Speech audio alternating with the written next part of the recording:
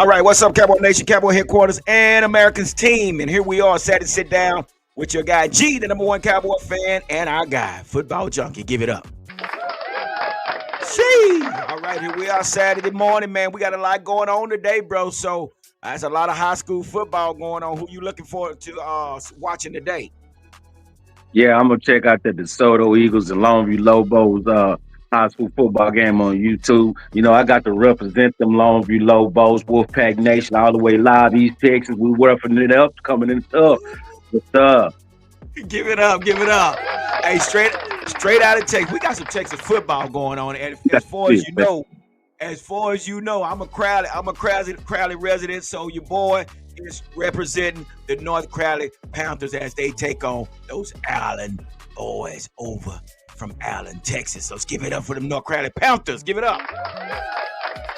Also, big shout out to my Crowley Eagles. They just finished the season, the third round last week. Unfortunately, we lost that game, but Crowley's still in the house, so that's what we're doing. So we got a lot going on today, bros, for these football games. But we're gonna get right on into what's going on in the NFL industry. So, with that being said, man, we have to get into this situation of the guy that's bringing the nastiness to the game.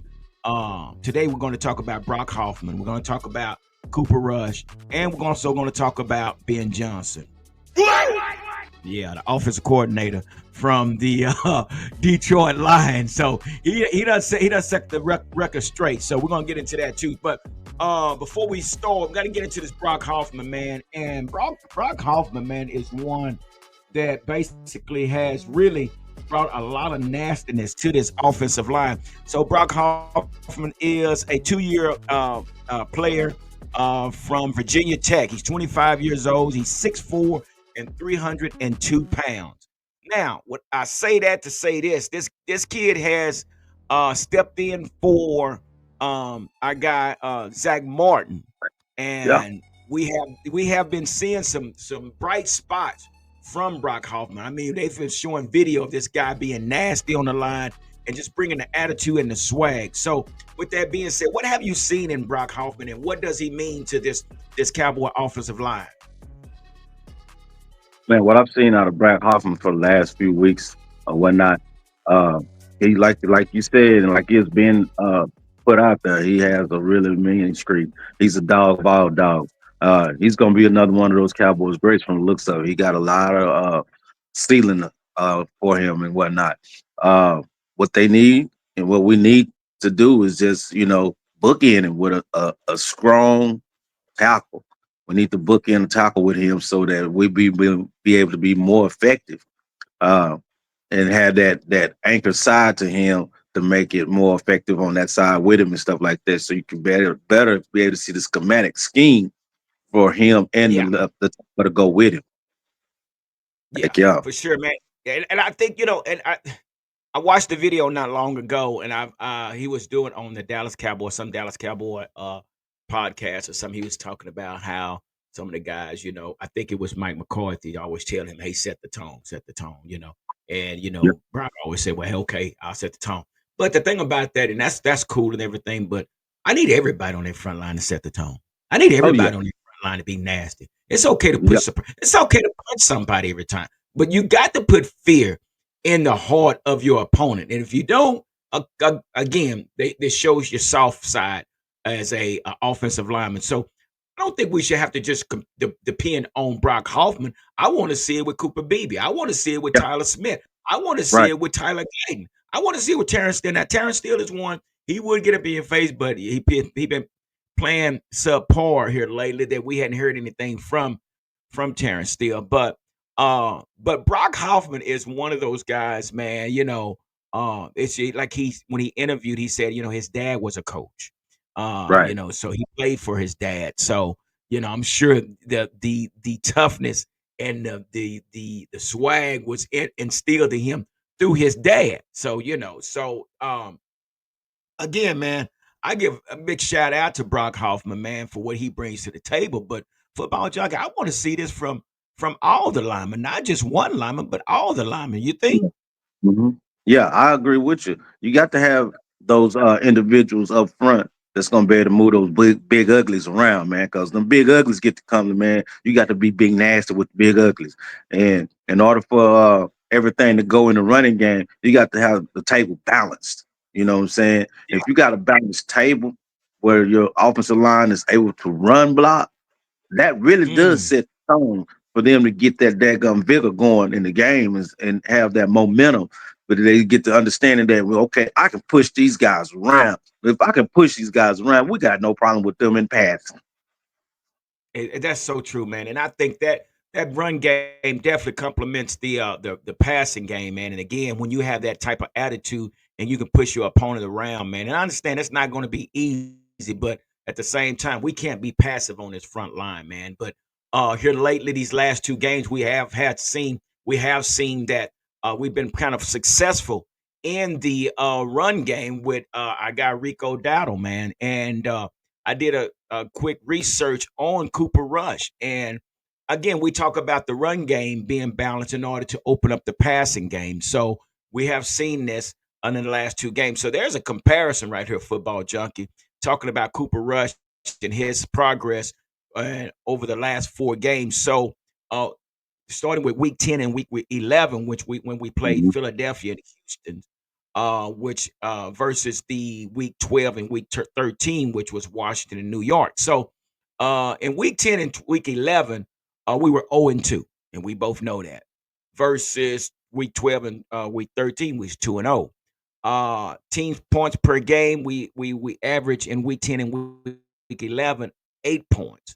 These last 2 weeks, we've averaged 30 points. In the completion percentage, the first two games we were 57.7%, and in the last two games we were 66.2. Passing yards per game was first two games 199.5, and the last two games 221 uh, yards per game. Then you get down here pass yards per attempt 5.1 versus 6.5. TDs versus interceptions. We was 1 for 1 in the first two games, and we was 3 TDs to 0 interception in the last two games. Would you consider that as progress? I'll just put it like this: analytics can't lie. Wait a minute. Wait. Now I'm trying to hype up Cooper Rush here, man, as far as his incline of getting better. And I mean, you got to think about the quality of the opponents first and foremost. We'll know some Monday night. Even though Cincinnati is limping along like they are, we'll know after Monday night how those statistics look for real. because Cincinnati doesn't have a bad defense at all. Their defense is not bad. It's just who they Mm, dealing with in their division. wow. Well, now you didn't fall for the banana in the tailpipe, brother. I ain't falling for that. No, sir. I'm not falling for the banana tailpipe. I don't believe in Oh, Cooper Rush. And I ain't gonna believe in them numbers neither, because you these are statistics, you know, composited against the Washington Redskins, Commanders, and the New York Giants. We already know who the New York Giants and the Commanders are. We slide back 3 weeks previous to that. We're talking about the Philadelphia Eagles, where they make reality yeah. real. Yeah. So So I mean, go ahead. go ahead. You say that to what? I said that to say is it possible that we can go on a 3-win streak, brother? That's why I'm saying I'm trying to hype us up and yeah. And you didn't fall for the banana and tailpipe. No, I ain't gonna tailpipe that. Nuh-uh. I'm gonna keep it real, man. I'm keeping it real on all actual factuals of what's in front of me. Uh say, That's nah, progress, football junkie. That's progress. That is progress. What are we saying here, progress. man? That's progress for Cooper Rush's statistics. Yeah, it Yeah, is, you know what I'm saying? But yeah, at the end of the day, we still got some animals to play. yeah, Still got, I mean, who's not to say that Washington won't get their get back? yeah, for sure, for sure. And you know what? This is how we failed for the banana and tailpipe last year because we took these teams, these divisional teams, in which last year we won 5 out of the 6 divisional games last year. So that was 5 automatic wins, and we said, "Oh man, we're a great team. We're a great team." Woo, man, and we used all those games that we played. That was these teams that was under 500. We used those as stepping stones. It's like, oh, we Right. had great, but in reality, even though I'm giving you these numbers, we have to consider the source. But the media, Exactly. mainstream media, say, "Oh man, they playing some good football." Now, as far as you and I, as football fanatics of our Cowboys, we know the difference. Hey, hey, check this out. What they say on that Dr. Pepper commercial, the hype train. What they say about the quarterback? What they Oh, say, brother? train ride over. Well, Hey, hey man, listen. So you could pull that on everybody else, but in which it is, and this is what's been reported on mainstream media out there, and which it is, it is a progression for Cooper Rush. But as far as you and I being hometown fans, we know the difference between good stuff and BS, right? yeah. All right. Well, hey, We man. dealing with Chinola right now. We're dealing with what? Chinola. Uh, So what's going on, brother? What you got going on, man? man, I was listening to some stuff the other day, and I was wondering if you probably heard about the clap back that Jerry Jones had to Dak Prescott concerning his support for Mike McCarthy. Yeah. I heard something, but I didn't get into depth there because I know it just reminds me of a soap opera. But what happened, bro? What happened on that situation? Well, basically, Jerry was clapping back at Dak concerning his support. It's all good. He said it was all good that you're in support of Mike McCarthy and wanting him to come back and whatnot to be re-signed. And he went on to just basically tell Dak, you're not what you're talking about is basically irrelevant because you're hurt, and if you was on the field performing, it could back up what you're saying and be of more support to Mike McCarthy. And I was like, oh, I said, okay. Ooh, wait, he said that to a 240 million guy that owns Jerry Jones right about now. Is this what Jerry said to Dak Yeah, he basically said that to or Dak. said about yeah? He said that to Dak. He said basically, if you just in layman's terms, he gave him the finger on what you talking about.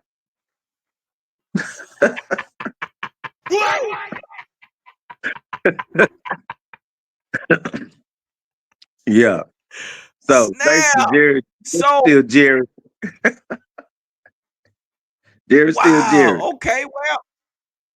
Well, that makes sense, man. I guess that makes sense. So, I guess Dak shut your mouth. In which, I thought that was bad timing, because for Yeah. us, we as fans, man, this is not we're not trying to run this back.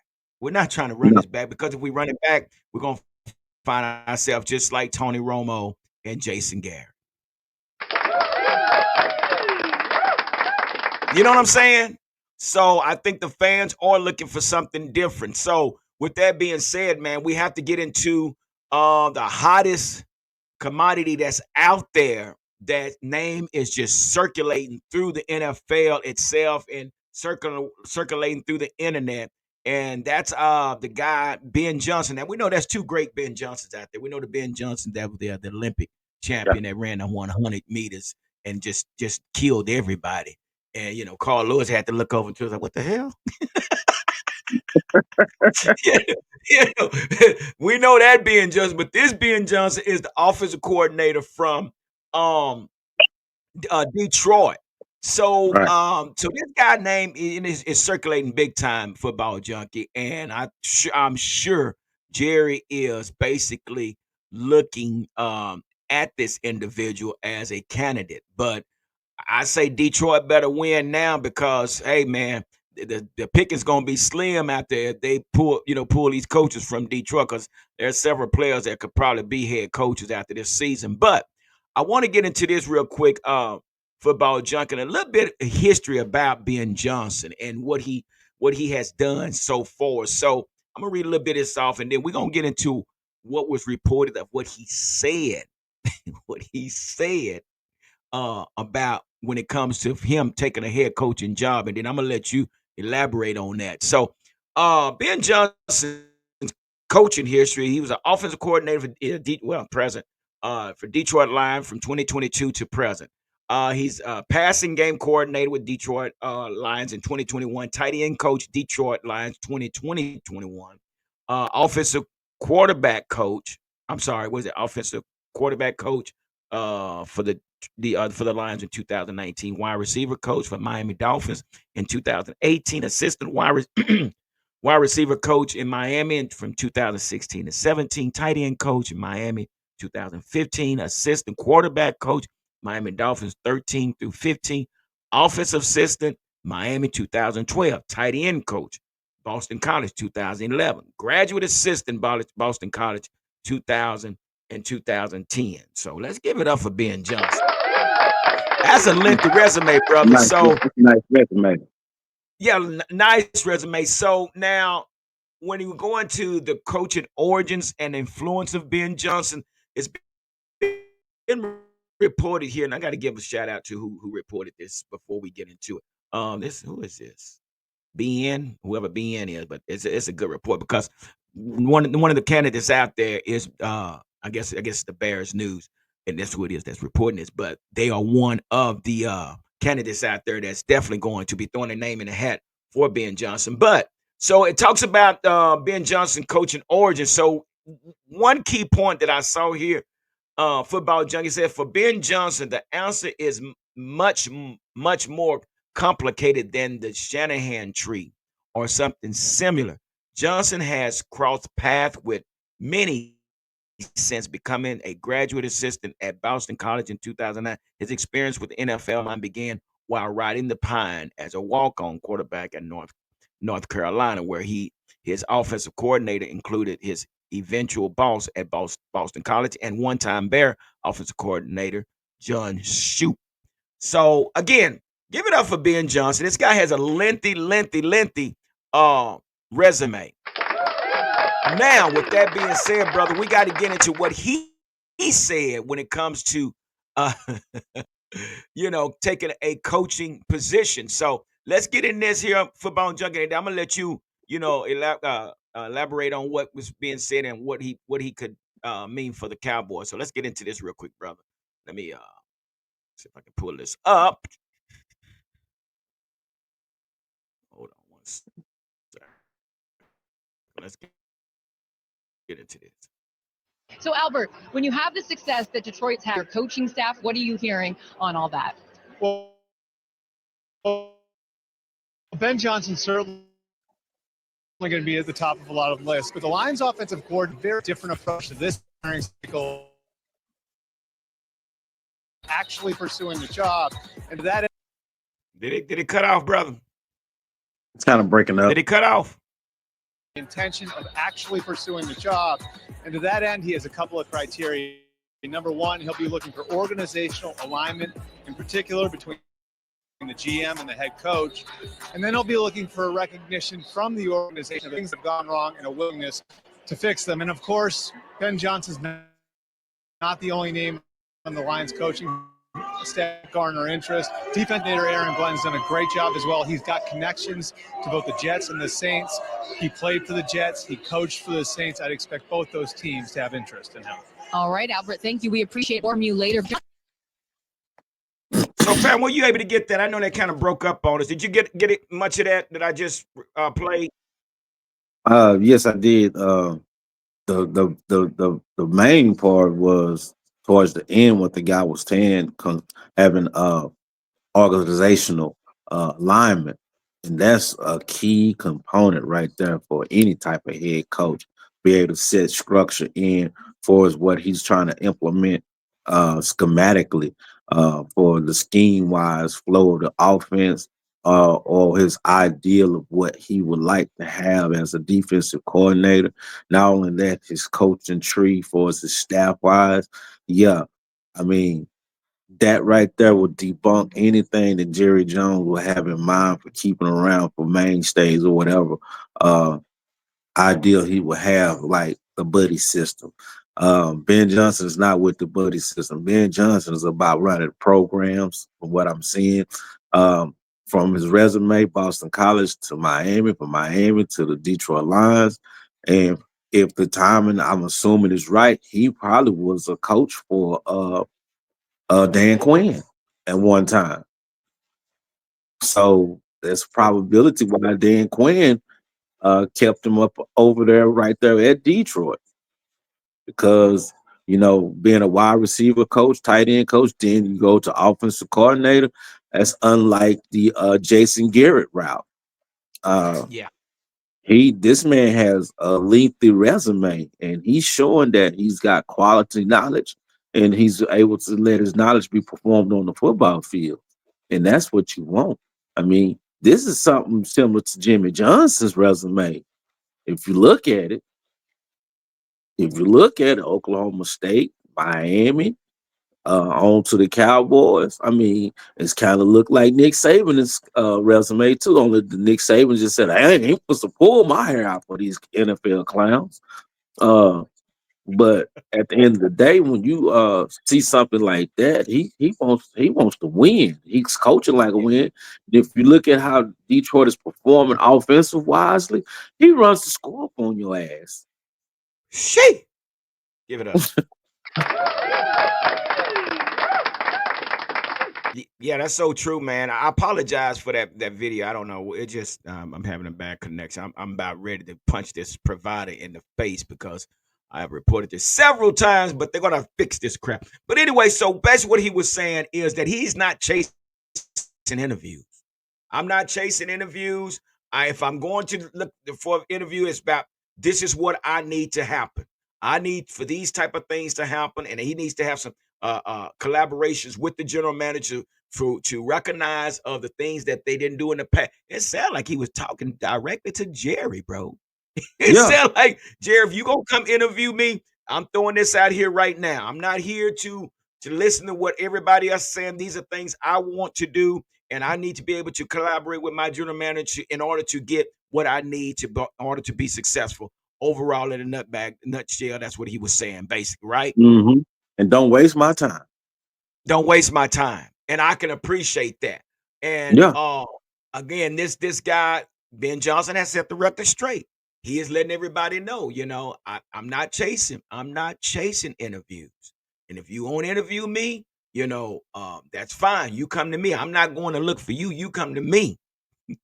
Okay. And I think so. The Bears is going to be on that roster, but also the Jets, the Saints, and the Cowboys. But not only that, they're also talking about Aaron Glenn. Yeah. Aaron Glenn is another one.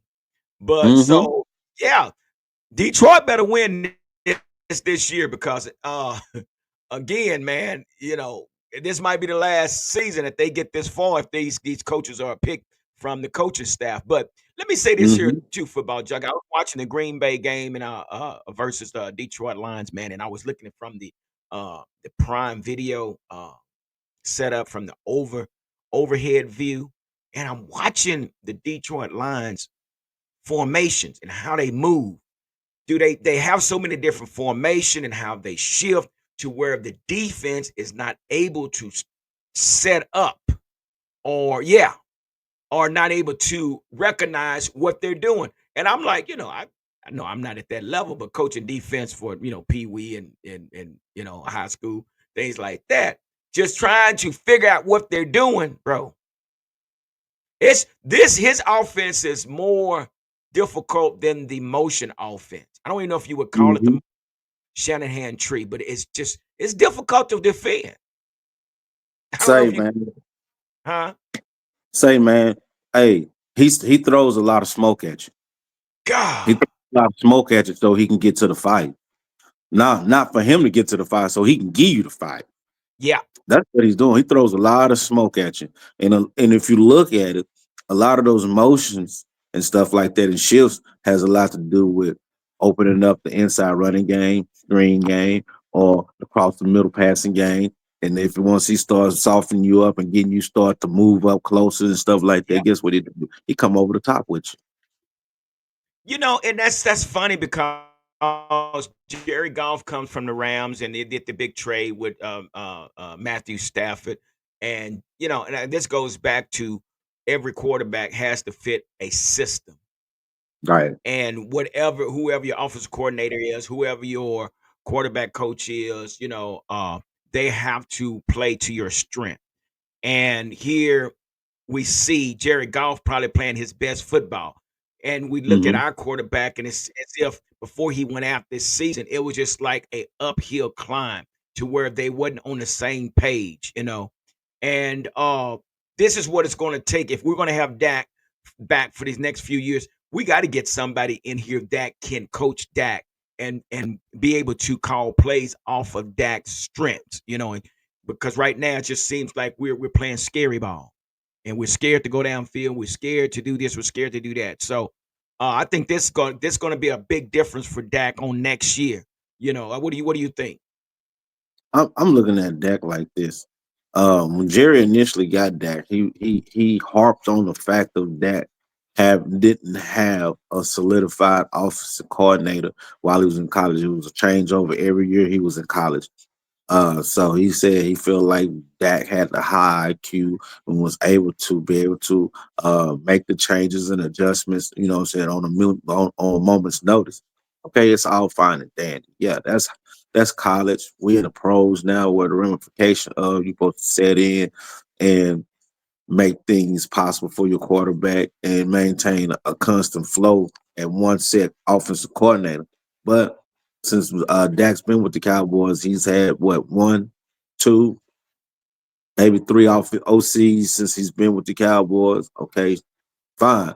But we're looking at point of the career of Dak right now. Dak's been with the Cowboys with us for almost 10 years now. Yeah, Uh he's on a decline. We got to look at not only that he's been here that long with us, look at the type of injuries he had: the hand injury, the ankle injury, now this hammy injury. Come on, dog. sound like Tony Romo to me. Worse. These are your legs. And we just Worse. he's going to be here for another 4 years, brother. So Okay. now you really what as far as opponent, once he does come back, basically we know that he's going to be a pocket passer.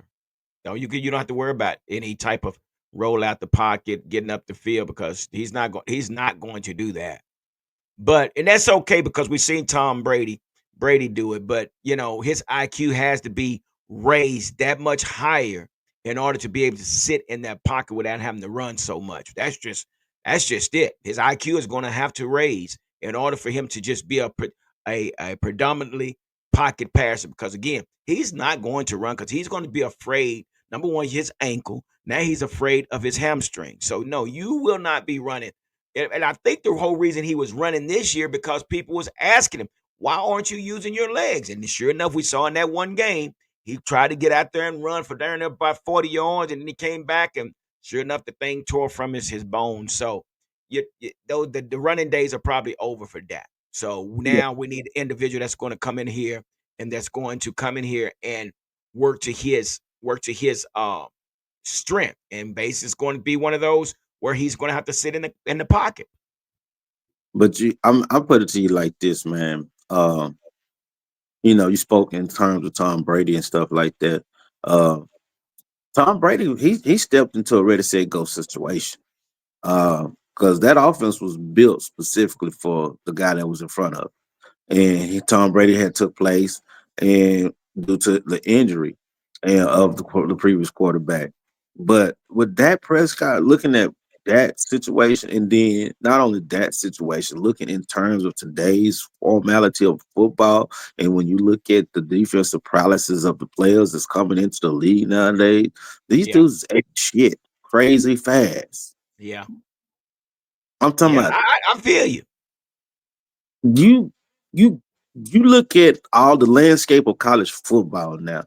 if you're not one of those type of quarterbacks that have the moxie to be able to sit in there and be patient and throw the ball with accuracy, not only have wheels, you're really, that statue of liberty quarterbacks type of stuff is really obsolete at this Yeah, point. A point of the way that where the game is being played, the way the game is being elevated and stuff and whatnot.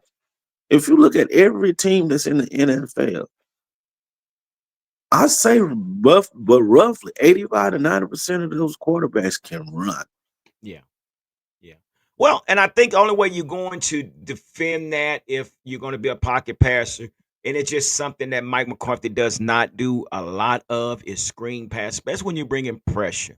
We just Right. Scott Linehan was the pro at getting Dak out of situations with the screen passes to Zeke. We saw Zeke run a 76 screen pass and take it to the house. We saw that several times. That Scott Yeah. Linehan knew what he had in Dak. He knew that Mhm. Dak was not this individual to where he's going to be able to carry this team. So he created this run game with Zeke. And I understand we just bashed the hell out of Zeke, but Zeke did his thing when He did it. when he had the opportunity under the leadership of Scott Linehan. Now under Kellen Moore and McCarthy, they just don't believe in running the ball. But Scott Linehan had a balanced offense Right. that when he knew that you can't give Dak 4 to 5 seconds to throw the ball. Dak got to get rid of the ball.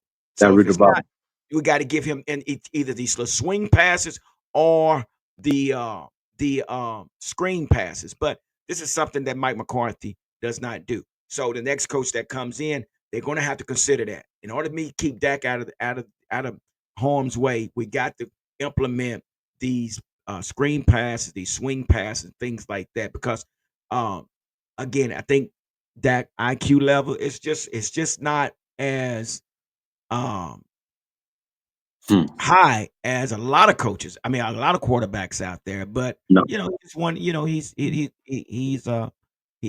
is who he is. But again, you got to get a coach in here that's going to coach to his strength, okay, to make him successful. That's just what it's going to boil down to. We've seen that with several quarterbacks that's not that great, but they fit in good systems. So yeah, yeah, so yeah, I agree with you, bro. So we got something definitely to look forward to. Ben Johnson has set the record straight, and he said he's not chasing any interviews. If you want me, don't come with that BS.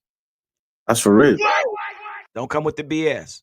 And that's what And we were talking about earlier this week. When we about somebody that's going to be able to have the balls just to step to Jerry Jones about what they want, what they need, and what they desire, their projection of what is going to take to make sure that the daggum team is moving in the progression so they can be successful, the players to be successful.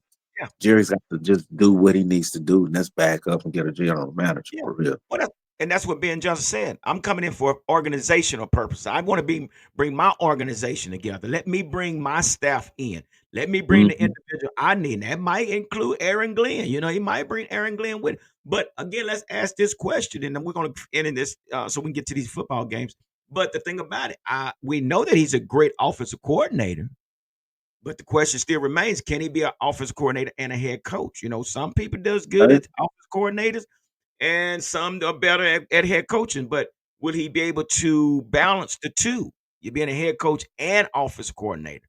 So we have to see how that look. Maybe you get Mike McCarthy back and you bring Ben Johnson at a high price as an office coordinator. I don't know, but we'll see what happens. But brother, as the world turns, and here we are with the I Dallas put it Cowboys. to you like this. I put it to you like this. Why walk away from a Maybach for a Maserati? Mm, good point. For real. Good point. That's why So I say I'm not chasing no interviews. yeah, I got it good where I am. I got it good where I am. Unless you can offer me something that I can't turn down, I'm good. I'm Gucci, like they say. I'm Gucci. So Real. say, man, hey, I can appreciate what Ben Johnson is talking about. He got the upper hand, He got and the he upper he hand said for you. he miss me with that BS. That's basically what he's Real. saying. So man, hey, that's good stuff, man. I'm just Glad we was able to get on here and talk about the latest, what's going on with the Cowboys. Brock Hoffman, Cooper Rush, which we're not falling for the banana in the tail pipe, No, no, and no, Jerry no. Jones. He claps back at Dak Prescott, and Ben Johnson sets the record straight. Come on. Well, football junkie, that's it for us on Saturday. Sit down with your guy G, Cowboy, #1 Cowboy fan, Hampton football junkie. So I guess we're gonna get into some of this football, brother. And Sir. yeah, and if you're out there watching this video, do us a favor, make sure you hit that like button, make sure you hit the subscribe button, because you know what? Just hitting the subscribe button does not cost you anything. We're not asking for any money. We just want you to help us build up the algorithm, because we are diehard hometown Cowboy fanatics, and we're gonna give you the real spiel of our Dallas Cowboys. Hey, what's the young man? What's the young man name that's coming from North Crowley, from over in North Crowley, that signed with CU with Quentin, Dion? Quentin, yes, Yeah. sir. Yes. Yes, Yeah. sir. Yeah. He's on his way. He on And his you way. said someone else going, who was out of Houston. Who was that? Quanell X's son is signed with the University of Colorado as well. See, all right, man. That's where we are, man. Hey, I'm excited today. I'm shooting up, just sit around, man, and watch these games rest of the day, man. And hey, man, I'll be getting with you, man. But I'm going to go ahead and we're gonna post this video again. Thank y'all for being part of this video, man, and part of this channel. Again, without you guys, we would not be where we are today. So, with that being said, he's saying go Lobos, and I'm saying go Panthers. With that being said, hey, like I always say, continue to be blessed and stay safe. We're out. Deuces.